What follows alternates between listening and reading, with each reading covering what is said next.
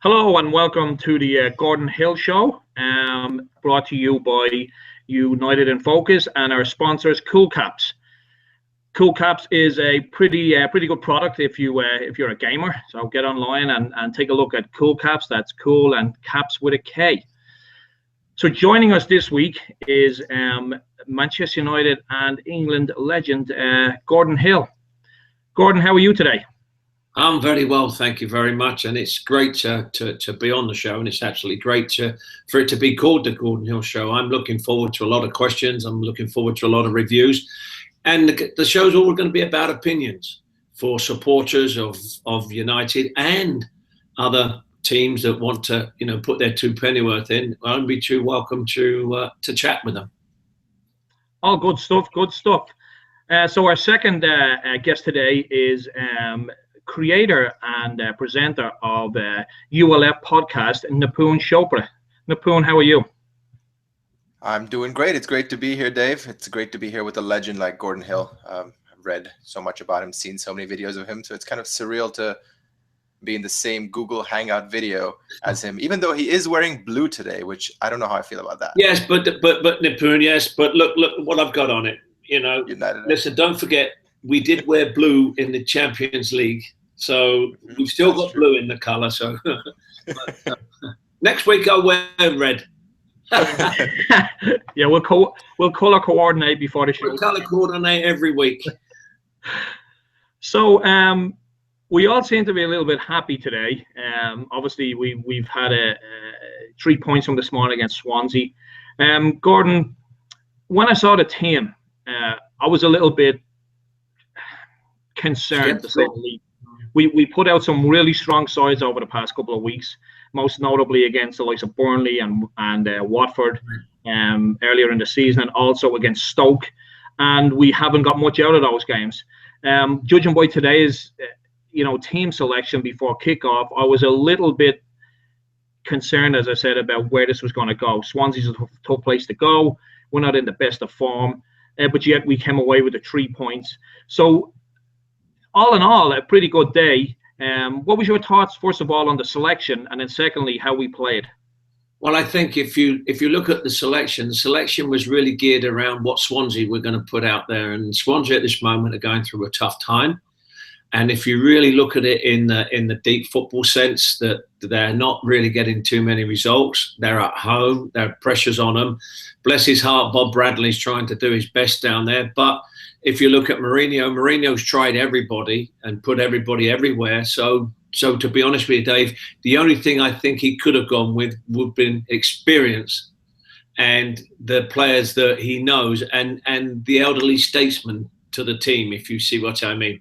And I think he'd done that. I think he'd done that today very well. I think we saw Carrick back on there. We saw Fellaini back on there. Juan Mata came back on. The younger players weren't really involved that much. Pogba was out there, trying to rekindle what he'd lost, so to speak. And I think it was inevitably was going to be a good result because we've got so much wealth of experience out on that field that. When Swansea came out, you could almost see that Swansea were looking and saying, "My gosh, look at this team! Wow!" And they'd come to play, and it was nice then. And of course, we score our 3 goals within 35 minutes, and that really puts the dampers on teams to try to come back.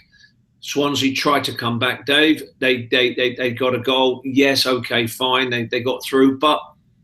To me, it was wrap up, close up shop, and take the 3 points home. And to get those 3 goals, especially for us, and going down to Swansea was a good result. And I don't know what the other selection is going to be next week. I wouldn't be able to tell you, but I do know that they went to get a result and they got a result. All in all, it was a good performance. Nipun, how much of this do you put down to the fact that Michael Carrick played, which allowed Pogba to be in a more advanced role? The stats are there for Michael Carrick. That's his 5th game, that he started, and that's the 5th game we won. Yes, he's 35, but age is only a number in my book.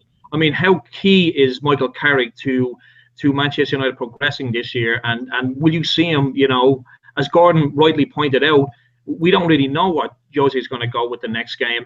I mean, will Carrick stay in? Will he come out? But I'd like to focus more so on today's game and Carrick's involvement, more so than future. But it's also, you know, a thought that, you know, is he gonna get a run in the team? I mean, what are your thoughts on Carrick today and Carrick in general? Overall, his performance, as I said, was really solid today. What's your thoughts on that? Michael Carrick is a magnificent footballer. He's absolutely magnificent to watch. Anyone that appreciates the game of football, of soccer, gets what Michael Carrick adds to this team. I think very often people of my generation become obsessed with statistics and they focus on pass percentages, etc. You don't need pass percentages to see what Carrick brings to this team. He brings experience. He brings a maturity on the ball that our other midfielders don't have. What our other midfielders have is dynamism. Carrick doesn't have that, so he's also bringing a balance in that sense. You're not going to see him throw in tackles like Roy Keane did, but you will see him read the ball exceptionally well. So he gets into perfect defensive positions as well. So Michael Carrick brings a calmness. He brings a calmness to that whole, between the back four and the midfield. It's not as rush. And what I find magnificent about that is these are things that he has learned from Paul Scholes. When Carrick came into the team in 2006 from Spurs, Carrick wasn't playing like this. Nor was Scholes playing the way he was in 2006 before that. He learned that from Keane. And, you know, the lineage continues with Paul Ince, etc., and goes all the way back through the years Gordon was there and further back. And that's the beauty of Manchester United. And right now, Michael Carrick is that senior citizen, and it is his responsibility to pass on that maturity and experience and panache to the likes of Pogba and Schneiderlin, etc. I think you're right there, Nipun, because Carrick is as an elderly statesman. He's coming to the latter part of his career. I think the key to what Carrick did today was to be what we call in the game as a holding player. Yeah. A holding player, not to do anything silly, not to do anything erratic, which he doesn't do. He sits there, he gets it, he delivers, and he spreads the ball about, which allows the Pogbas to have a little bit more freedom. Mata decided that he wanted to go, and then Carrick is like what we always need in any team is a point man that can control it, a point man at the back and a point man in the middle of the field. And I think he done very. I was quite, I knew that he would put him in there and put him in that position because of the fact of holding, because we'd lost it in the week. We'd lost that position. But if we look at it, will he keep him in that position? That's another another day, because when you're playing against, say, for instance, Swansea, you possibly can. When you play against somebody like Arsenal or Tottenham or Chelsea, that's going to be the $64 million question. So I think what Mourinho's doing, he's trying to get a team to play whatever level he's playing at. If it's the bottom of the Premiership or the top of the Premiership, he's looking to see how his elderly statesmen can control that. If he puts those elderly statesmen out against your Liverpools and the Cities, we may have a problem. Yeah. So I think he's got to adjust it. And I still don't think he's really at this moment in time sorted out what his best is. I think he said he's going with experience at Swansea. He says he's going with, and it showed, experience and in terms of keeping a level head. And I think that, in the 30 minutes when we go 3-0 up, that's level head. That's time to wrap it up, close the shop. Here's an interesting anecdote, Dave, really quick. So on the anniversary of Sir Alex being hired, we had 6 players play today that were involved in Sir Alex's era. So more than half the team. That's De Gea, Ashley Young, Phil Jones, Michael Carrick, Wayne Rooney, and of course Pogba, who of course left. But so half of the team is from Sir Alex's era started today on the anniversary of his hiring. Just a strange anecdote. And it's pretty amazing that we still have half the team from Ferguson's era, and I've heard it being said that could be part of the problem. Jose has 4 different managers' teams if he includes himself. So Gordon, one of the things that we kind of criticize managers for is their constant changing of Yes. team selection. I mean, in your day, it was very, very different. It was, you could pretty much say that, you know, what 12 players were going to be in, you know, we're going to be in the first 11, and then the one substitute that was constantly going to be rotated. I mean, why have we got to the situation now where Jose is 10, 11 games in, and as you pointed out, we're still chopping and changing. I mean, he had the whole summer. He's been out of employment since January. You would think by now he would have at least a nucleus of a solid, you know, 7, 8, or 9 players, but that doesn't seem to be the case, and today proved it. No, if you look back and you go back into when Mourinho was having a rest, sabbatical, gardening leave, if you want to call it, whatever you want to call it. When he was announced that he was at United, everybody, all the handcuffs were off. You know, they were saying, "Where's he going? Are they going to bid for him? Is he going to get it? He's putting his resume into Ed Woodward for this job. He wants the job. He's always wanted the job." Then all of a sudden, he gets the situation and it dies down. So that means that if you look at it, he had 3 months to go around the world, or go around the football world, and have a look at players that he wanted or might have wanted without being set or going in there. And if you go through the doors at any club and say you're a Man United manager, the price goes up tenfold. Yeah. If you stay out of that and you're just looking as you've not been hired, then they're not gonna talk to you about price, because you haven't got a club. Yeah. So he's gone around and he's been able to look at players freely without having a price tag put on them for Man United.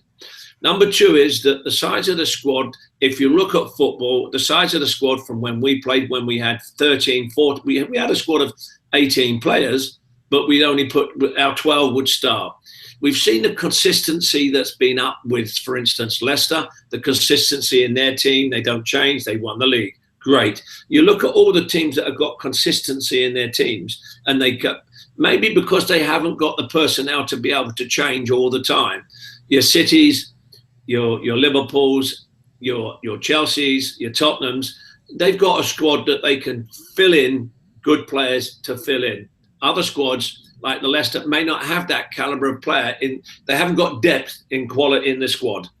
So now you look at it and say, well, why do they not keep it at, say, for instance, 18, and say, right, okay, these are your best 18. But if you look at the league and the FIFA and the World Cup, it is all about now how many more teams can you get into there. So if you're going to get more teams into the World Cup, that means you're going to need more players. How are you going to keep those players happy if you only have 12 in a club?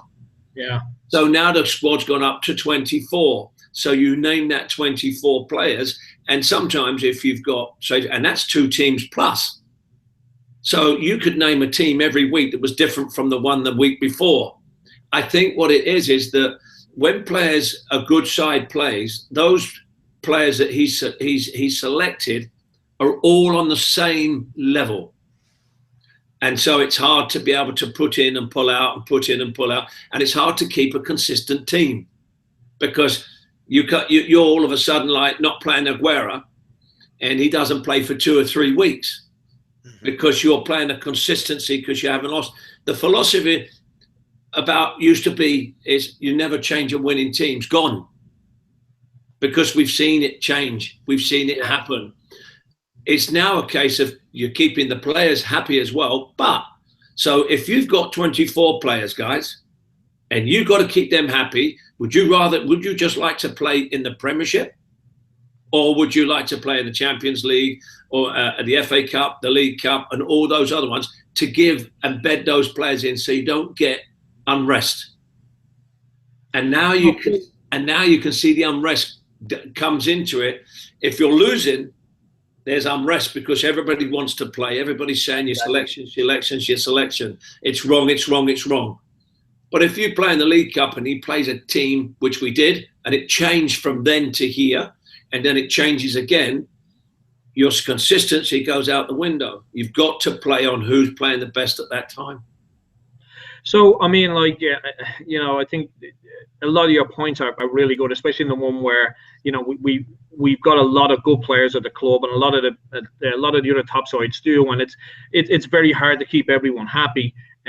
But yet, 10, 20 years ago, you kind of didn't see this chopping and changing. So well, you didn't have Dave, what we call you didn't look at the team sheet.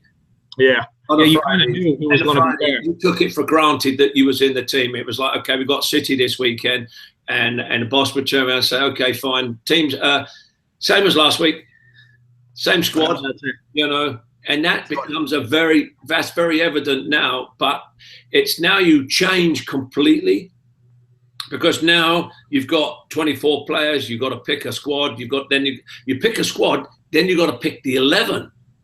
So some weeks you're going to be their best friends, and the next week you're going to be their worst enemies. And as a player, I can guarantee you don't want to be sitting on that bench for any game. And we played 60-odd games when I was playing a season, and you did not want to be dropped for the FA Cup, the League Cup, Champions League, or the league itself.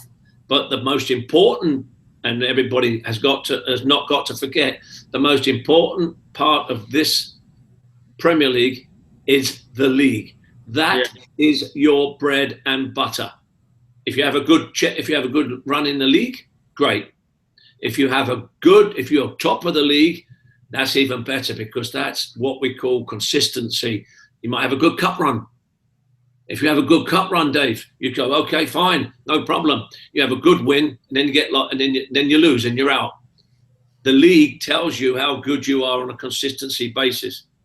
And you've had a good couple of cup runs in your day with Manchester United. Oh my God, have I had some? I tell you what, I've had some. I know what the cups are all about. I know what the Champions League's all about. I know what the foreign personnel is all about. I know what the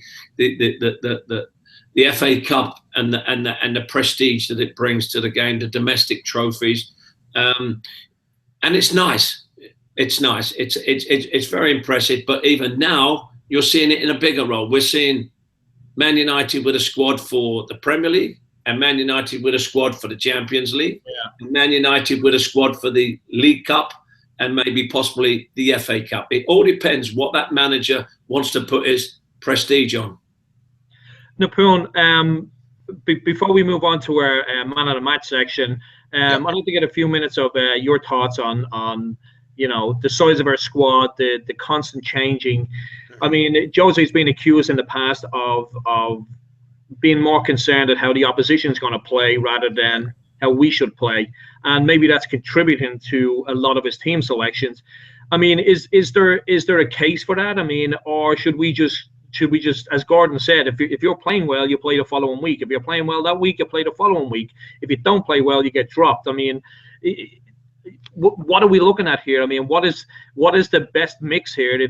For me, if you have a team of 11 players and they win the week before and no one's injured the following week, that's the team you go out with, because they're the ones with the confidence. They just won. And then, as Gordon said, with Leicester last year, hardly any injuries, pretty much the same team every week, as he pointed out, and he won the league. I mean, what's your thoughts on that? There's definitely something to be said about continuity. There's no doubt about that. We can talk about moments under Sir Alex did it both ways, by the way. He had big squads.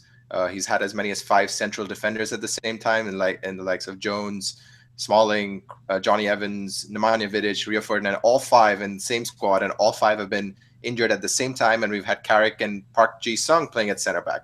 So there's something to be said about the size of squads, especially at Man United and Arsenal.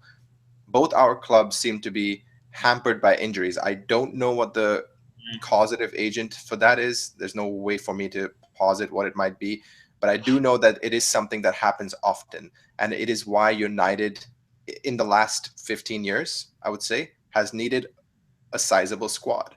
I mean, why it happens, like I said, I don't know. However, I will say this. In some of my memories of watching United, there has been a sense of continuity, especially in the midfield and the forward line. With the defense, we always have injuries, but at least in midfield, I would like to see some more continuity. Right now, we have 5 midfielders, central midfielders: Carrick, Fellaini, Schweinsteiger. I know we don't speak of him, but Schneiderlin, Carrick, and Herrera. And those are five Mata. very... And don't forget your Mata. Of course. Yeah. And Mata as important ingredient, Mata. Yeah. So we have a lot of options. And unfortunately, as Gordon was hinting earlier, we've had trouble figuring out what the best combination is from a very talented bunch of players. I don't want to go to Arsenal again, but they had a similar problem last year in their attacking midfielder roles. Yeah. They had Oxlade-Chamberlain, Sanchez, Walcott, Özil, Joel Campbell, 5 players fighting for essentially three positions. And it hurt them in the long run because they didn't know what the best combination was. This season they have a better handle on that because they've sent Joel Campbell on loan.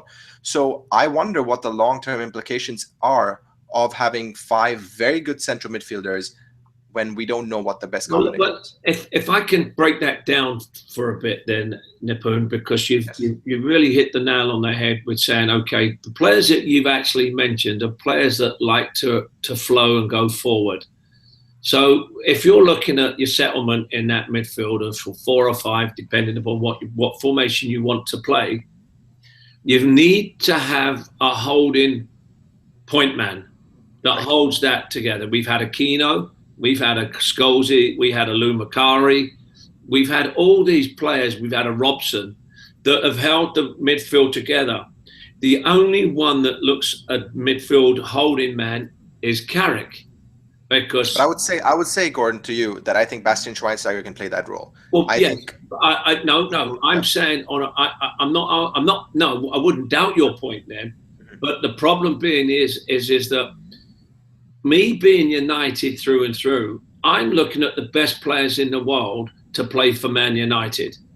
Now, what he'd done at Germany and what he'd done over in the German league was phenomenal, which we've got to take our hats off and say, hey, you are one of the special players. But it's not special at Man United. And Man United have always been groomed with these players. Now, if you look at Carrick's got more settlement in there than Schweinsteiger. And for me, I would always put somebody in there that is going to be number one, Carrick, to me. And I've been a bit on this, shall we say, the other end of him by having a go at him a little bit. Mm-hmm. But if you look at it, if you've got the Pogba, which we've got now, that opens Carrick up to be, yes, I'll feed the ball to you. I'll feed the ball to Ibrahimovic. Here's my counterpoint to you, Gordon, and you've made some very good points there. If Carrick is injured, he has a really good injury record. We haven't got anything there. That's the thing. So that's my point is I think Carrick should be our first go-to anchorman in midfield. I don't doubt that at all. Now that brings me to that point that you've just said about all those midfielders that we have. Mm-hmm. We've now said, right, okay, we've now isolated one player that we're going to put in that team as the holding man. Now, he can't play every game. And all I'm saying to you now is, now you've got to put 3 others or 4 other players in there as well.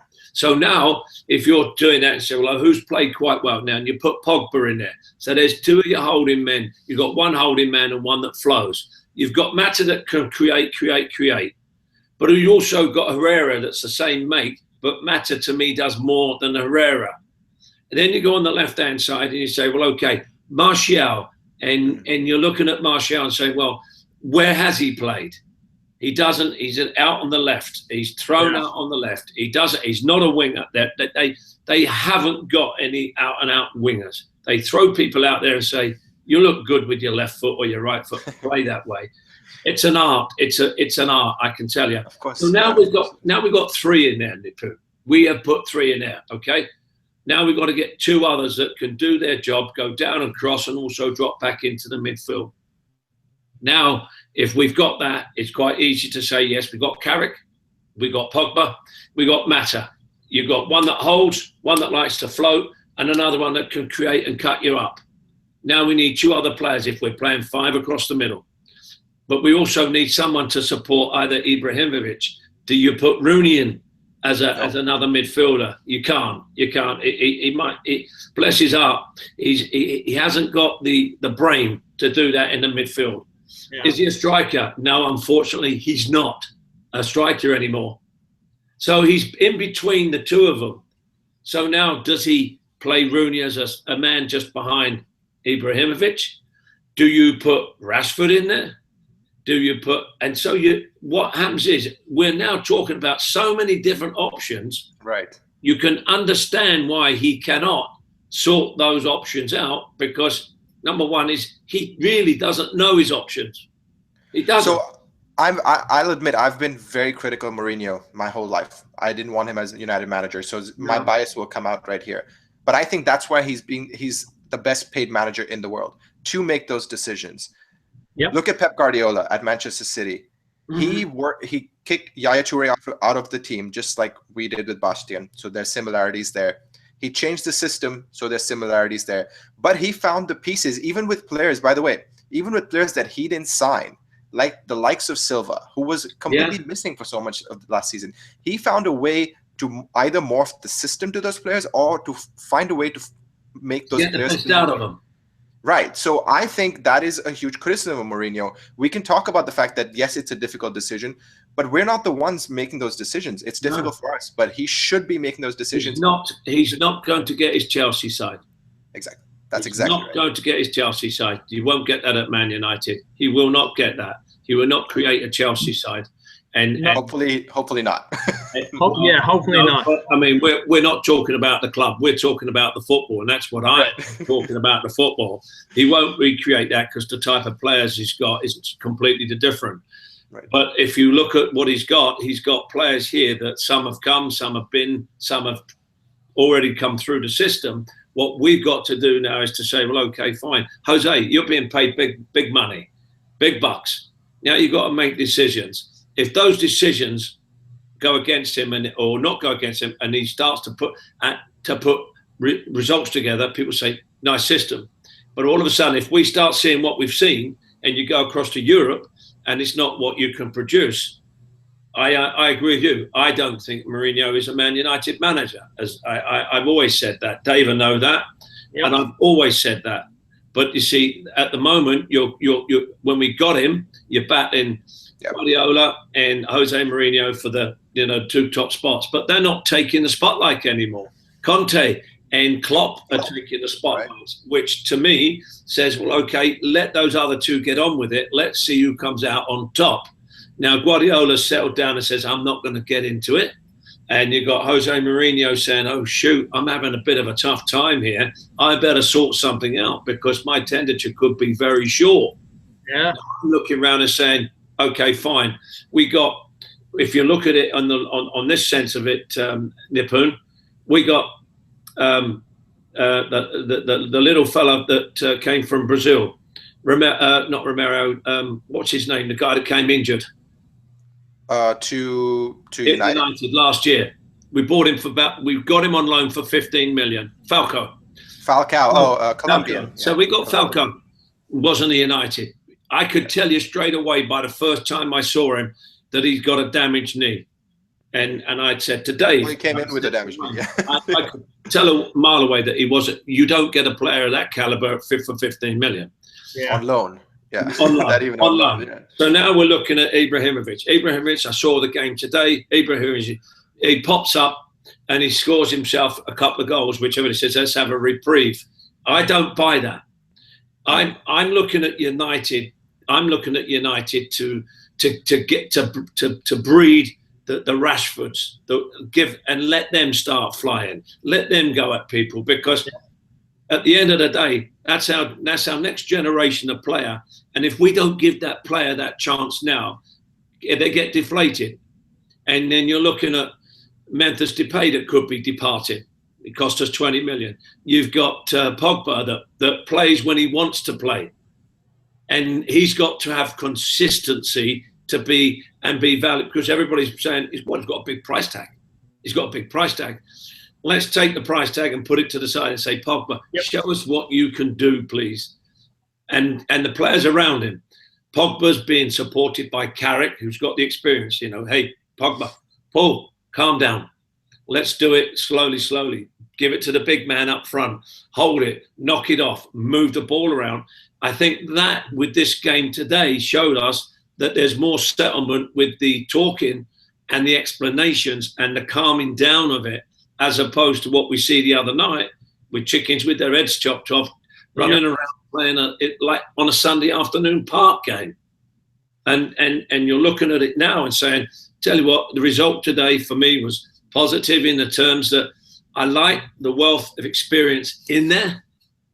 I like what he did with settling the midfield down. And now it's up to, and Jones didn't do a bad job, bless his heart. Yeah. Came back in. Yeah, he did okay for a player that hasn't played in a couple of months, So and then you got Damien on the right. You've got Damien that did exactly the same. But what's going to happen? You're going to, this is where we come back to picking again, Nipun. What happens when Valencia comes back from his arm? And what happens when Luke Shaw comes back? And Ashley, we don't even have to look that far, Gordon. We look at next week, so we have international break. But play Arsenal. You might, as a manager, I'm not. I've got to look at fine. The side that we won with today looks as though it could go out next week. But what happens then all of a sudden when people start pushing back? You've got to look at the further picture, the bigger picture. To me, my bigger concern is that I don't. If the side that started today plays Arsenal, I think we get smashed 8-2 like we did today. That's why the consistency ain't going to come into it, right? Because he's going to have to say, hold on a minute, we've got live wires, and we need to cover those live wires, and we've got players here that are elderly, they ain't going to cover those live wires, but you still need that holding man. To be able absolutely. If Carrick is fit, for me, he starts every big game. I'd give Carrick it until we can find somebody that's the caliber and younger. And that means we go for the best that's in the market. Okay, so we fixed all Manchester United's problems in that past 20 minutes. They're going to win the Premier League, the Champions League. You're going to say the Champions League. They're going to win the Sunday League at the Biscuits League. If any of you guys, Nipun and anyone else that's looking on in, if you know Gordon and myself by now, and our other host Wayne, that every week we fix United's problems. This week is no different. But a lot of good information there, and a lot of good viewpoints. So what I would like to do now is move on to the section where we choose man of the match, and I mean, there was a couple of good key performances today.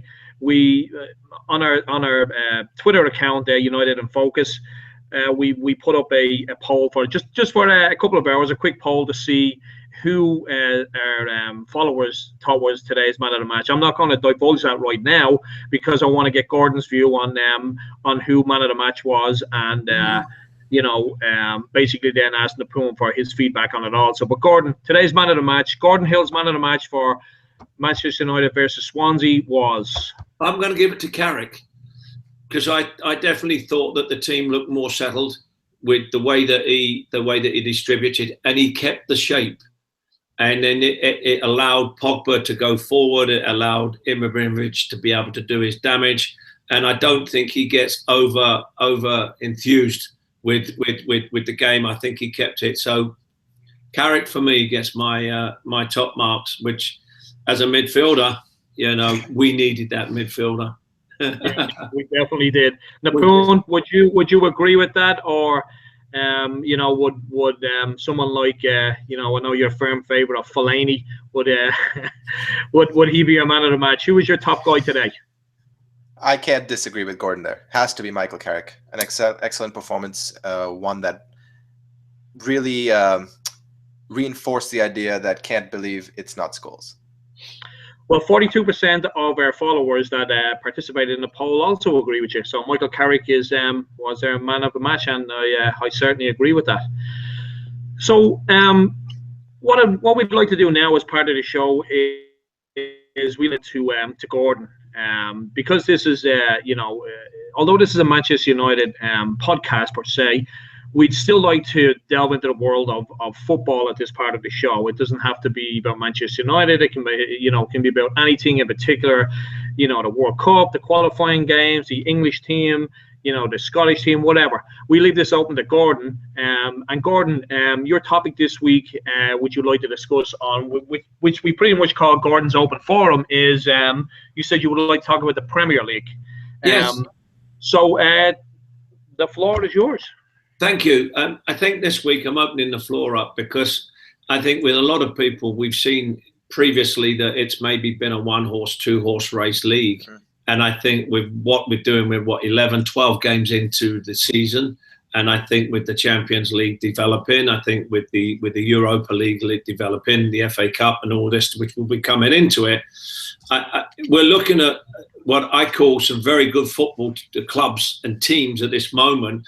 And apart from us, which is always going to be a good side for me, whether or not we're winning or losing. I hate losing, I can tell you that. What I do like is with the league, and I think the 5 teams that are really, really coming on strong at this moment are obviously the Liverpool.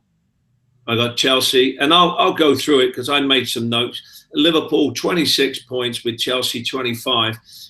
Man City, we've seen these performances at this weekend. This weekend we saw goals coming out of the yin yang. We've seen some tremendous goals. We've seen 3 from us. We've seen 4 or 5 from Man City. We've seen 4 or 5 from Chelsea. We've seen 5 or 6 from Liverpool. I think what we're starting to see is that there's going to be a discrepancy between the top and the bottom.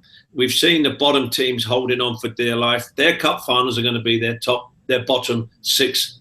Their middle is, you're always going to get your middle teams that can't push to the top, but always hold their own in the middle. But the big boys, which I like to see, are coming back into the forefront.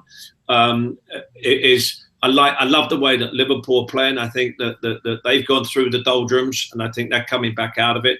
We see Chelsea, that it's not just a one-man band that, Mourinho was doing this and that. Chelsea are starting to play their football as well. Yeah. We've got Man City that Guardiola's coming out. We've got United that we are finding our feet, and we should find our feet. And then you look at Tottenham. So you've got a Spanish, you've got Argentinian, you've got Portuguese. So when you're looking at, you've got a German that are really challenging for the Premiership this year. And I think we've seen the way that they've made their marks, what they want. And this is what's exciting me about the Premiership, and about what I think, should be a very interesting situation. As we always say, get your points at the beginning of the season. Yep. When you have your lull and you can't play well, then you've got them in the bank. Yep, when it picks up after season, when that season starts again, you get yourself into that second kick. You keep the points, and then you drive for the finish line. Now that, to me, this year is really, and I think Nippon, you hit the nail on the head, and Dave's hit the nail on. That's why the squads are so big, because we are in the football league. We're not only playing in the league, we're playing in the cups, and you need a squad to be able to play it. But the biggest thing, and what I like most of all, is I've watched all the games this weekend. And I sat down and I've watched some scintillating football, exquisite goals. And I've seen different philosophies from different managers and the way that they play their football. So we are really playing a mini World Cup in the Premiership with all these players when it comes to international. That's what I like, and that's what's pleasing me by watching some of these games. Your Sunderlands are always going to battle. Your Swanseas are always going to battle. Your West Broms are going to try and nick the middle. But It's painting its picture. And at the beginning, and we've said it, look, Man City look as though they're going to romp home. But it always turns around, and all of a sudden, like, we're saying, well, hold on, Man City. And whichever team loses a point, 26, we've got 18. So we are 8 points. We are 3 games away. Can we get up there for that? Can Liverpool lose those games? And can we then go, and then all of a sudden you're turning around and you're saying to yourself, hold on, Liverpool might lose some games, but Chelsea are still coming back at you. And you've then got Man City still coming back at you. So you're hoping, once upon a time, a few years, it's like, we need them to drop a point. To be honest with you guys, we need every team here to drop 3 or 4 points and lose 3 or 4 games before we start going at them, because the Premier League is the bread and butter. Without a shadow of a doubt, it's the toughest league, and I put them into 4 categories in Europe: Premiership, and then you got the Bundesliga, and then after that you have the Italian, the Spanish, and the French, and they chase each other. But the biggest one is the Premier League, and I think when we talk about our football, and I'd like viewers to get on and give us your views. I'm not just saying United, United, United. I'm saying let us know what you feel about your club, because the Premiership to me is well worth talking about, because don't forget, in 2 months' time, when that window opens, there's going to be a lot more money spent on players, because that will tell clubs, do we strengthen? Do we let go? Do we have a real big push? And that, to me, is the Premiership. So this week, I love talking about the Premiership. I love what's happened. I love the closeness. And I tell you what, I hope it just carries on. And I really hope that we get ourselves together to be able to be in that top 6. Excellent analysis as usual, Gordon. So before we wrap up the show, then, I've got a couple of questions with, yes, no answers or one team answers. Who's going to win the league? Yes. You said one answer. Well done. Well done. Who's going to win?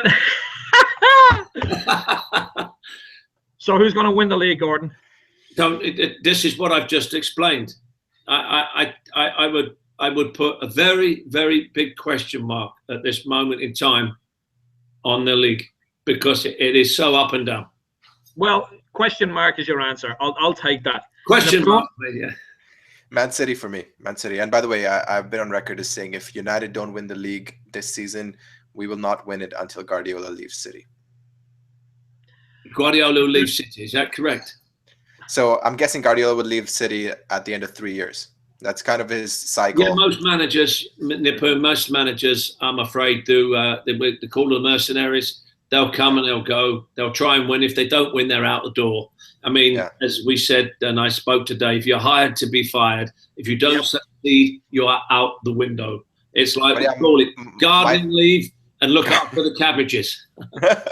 Yeah, my fear remains that if once Guardiola has this in place, and we've already seen the pieces of how he moves these players about in these intricate passing style.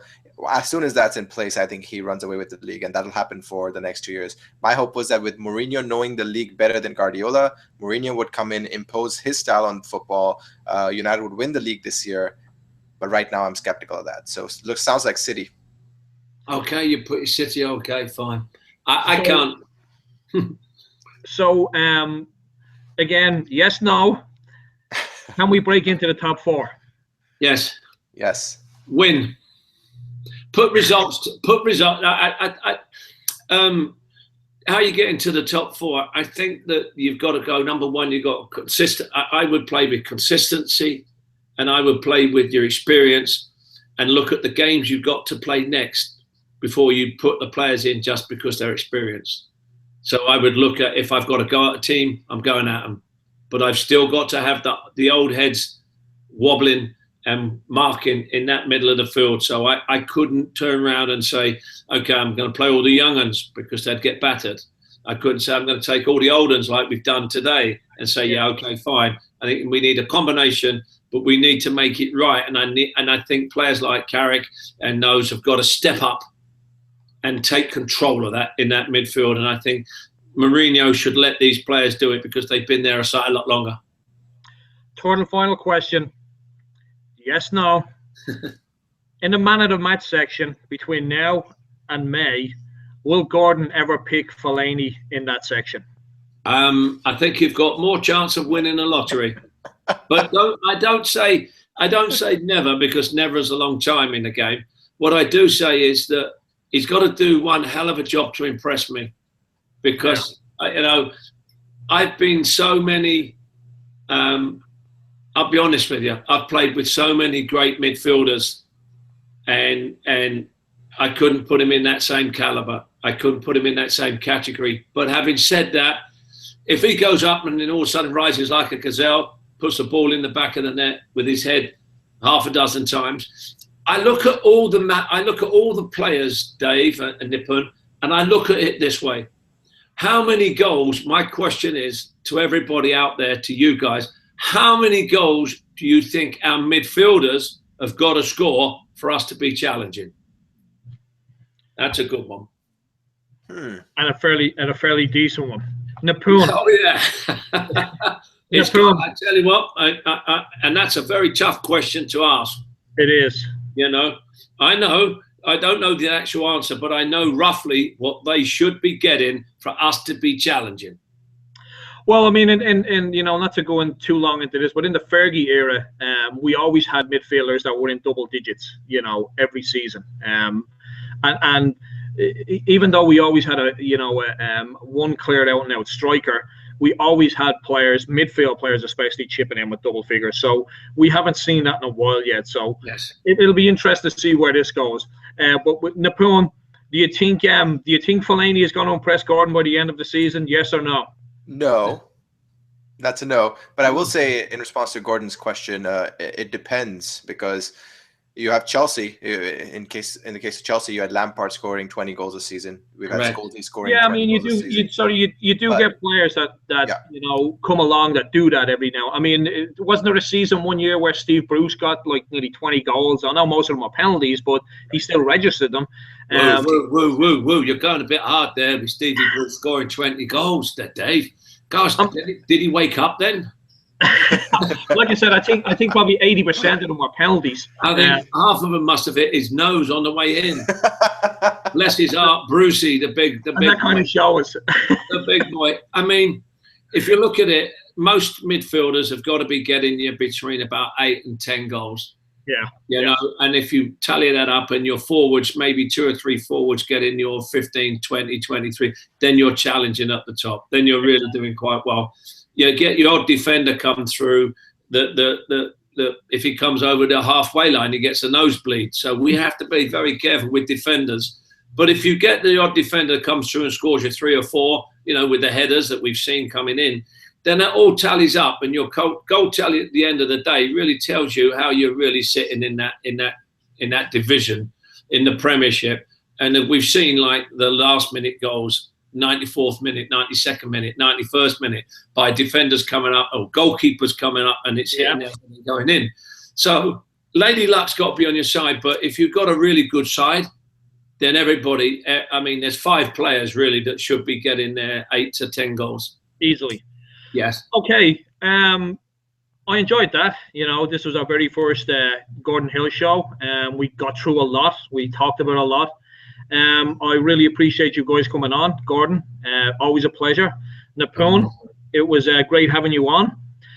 So for all our listeners or people looking in, we would really appreciate it if you would help out our sponsors, which is Cool Caps. That's COOL and Caps with a K. If you're a gamer, Caps with a Z. And Caps with a Z as well. So COOLKAPZ.com. If you're a gamer and you want the ultimate experience with your controllers, get on to coolcaps.com, buy yourself a set. You won't be. I tell you what, I'll be honest with Cool Caps, Nipun and Dave, I'm very pleased, because that means I can play in FIFA again. I can play in the Champions League again at my age. But do you pick Fellaini? I would pick, no, my Caps would not pick Fellaini. My cap, I've got a red Caps, and my gosh, I wish my thumbs could move like my left foot. They don't. It takes me hours to do it, Nipun. You know, I don't think I can even shoot straight with these thumbs. Well, you know what, Gordon, if your thumbs played half as well as your left foot, you would be a pretty good FIFA player. I tell you what, thank you very much. You know, I'm just absolutely awed to pick up that UEFA trophy, you know, for my fingers. You know, like I'm getting tired just looking at them now. You know, but yeah, no, they are top class. They are top class. They're designed by my son. Yep. And that was designed by me as well. I sat there with him. I just nodded my head. Yeah, in agreement. Yeah, it's like a bit like when I was playing. He would nod when I was playing. Yeah, you're doing okay, Dad. Yeah, you're doing okay, Dad. You missed that one, Dad. Shut up, Yeah. Sam. Yeah, you don't have to remind me. Yeah. All right, guys. Again, appreciate your time, and look forward to show number 2. And thanks again. Fabulous.